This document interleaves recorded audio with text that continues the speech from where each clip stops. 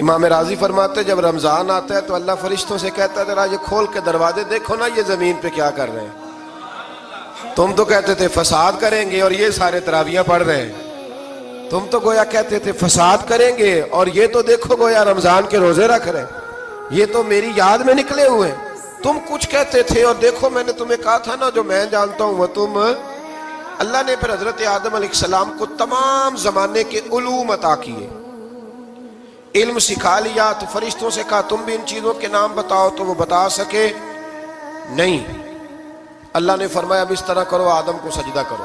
سب نے سجدہ کیا سوائے وہ. کہنے لگا یا اللہ صرف تجھے ہی کرنا ہے. کرنا بھی صرف اللہ کو چاہیے, پر رب کے آگے بھی جھکنا چاہیے, اور جس کے سامنے رب جھکائے نا وہاں بھی. اور یہ جو عاجزی ہے نا, یہ جو جھکنا ہے, یہ علم کے آگے ہے.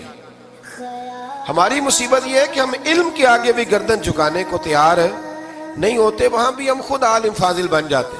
تو فرمایا کہ سب سے کہا سجدہ کرو. سب نے سجدہ کیا سوائے ابلیس کے. تو پھر ہوا کیا وکان من الکافرین, وہ کافروں میں سے ہو گیا. پھر اللہ نے حضرت آدم کو اور جناب حوا کو نا مقام دے دیا جنت میں رہنے کے لیے, اور کہا سارا کچھ کھانا, درخت کے قریب نہ جانا. ابھی آپ کسی سے کہہ دیں تھوڑا سا کہ پیچھے نہ دیکھنا, یعنی اگر میری سمجھ لیں ادب کی وجہ سے کوئی 1.5-2 منٹ یا 6 منٹ نہیں بھی نہ دیکھے گا تو سوچے گا ضرور کہ پتہ نہیں اب پیچھے کیا ہے, مصیبت کیا ہے. یعنی آپ کہہ کے دیکھ لیں کسی کو پیچھے نہ دیکھنا, فطرت ہے نا انسان کی, وہ جستجو کرتا ہے. کہا اس درخت کے پاس نہ جانا.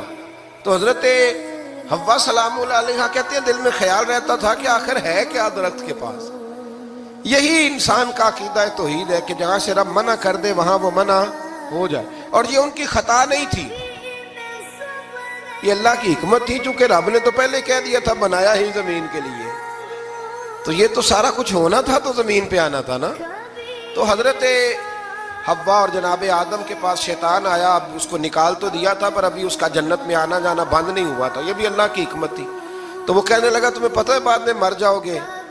تو حضرت حوا کہنے لگی کیا موت بھی آئے گی؟ کہاں, اس کی تکلیف بھی بڑی ہوگی, تو پھر بچیں گے کیسے؟ تو کہنے لگے پھل کھا لو اس درخت کا. تو بچنے کے لیے پھل کھایا تھا. اس طرح لوگ آج بہت سارے کام بچنے کے لیے کرتے ہیں پر بچ سکتے, بچنے کے لیے پھل کھایا. تو اللہ نے فرمایا زمین پہ چلے جاؤ.